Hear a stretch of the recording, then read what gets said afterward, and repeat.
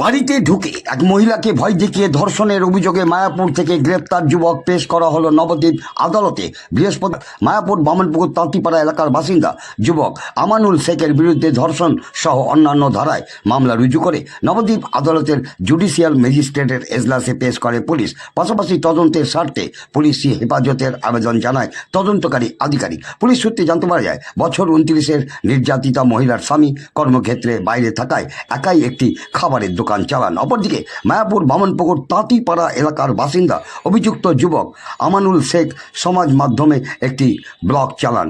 Food blogger হওয়ায় মহিলার খাবারের দোকানে আসা যাওয়া ছিল অভিযুক্ত যুবকের। অভিযোগকারী নির্যাতিতা মহিলার অভিযোগ, ওই যুবক দোকানে প্রায়শই আসত এবং কুপ্রস্তাব দিত। বুধবার দুপুরে একা থাকার সুযোগ নিয়ে বাড়িতে ঢুকে পুনরায় কুপ্রস্তাব দেয়। এর প্রতিবাদ করলে কিল চর ঘুষি মেরে এক প্রকার জোর করে ধর্ষণ করে বলে অভিযোগ নির্যাতিতার।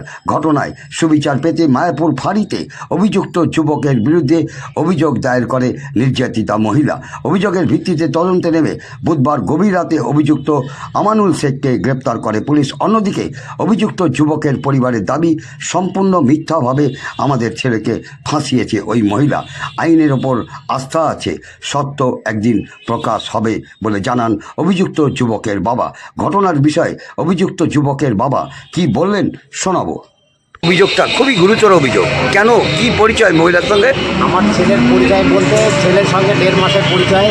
আমার ছেলেকে ফুড ব্লগার, আর আমার ছেলেকে মানে মিথ্যা কেসে ওকে জড়িত করেছে। আমার ছেলের নামে মিথ্যা কেস দিয়ে আমার ছেলেটাকে ফাঁসিয়ে দিয়েছে। ওরা বাংলাদেশি। ওনারা কি খাবারের দোকান চালায়? ওরা খাবারের দোকান চালায়। ছেলে ফুড ব্লগার? হ্যাঁ, আমার ছেলে ফুড ব্লগার। হ্যাঁ, আপনার ছেলের নাম কি? আমানুল শেখ। আমানুল শেখ।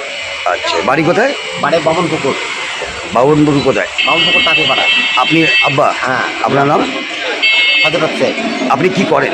আমি রাজমিস্ত্রির কাজ করি। আদালতের ওপর ভরসা আছে, সত্য একদিন প্রকাশ হবে।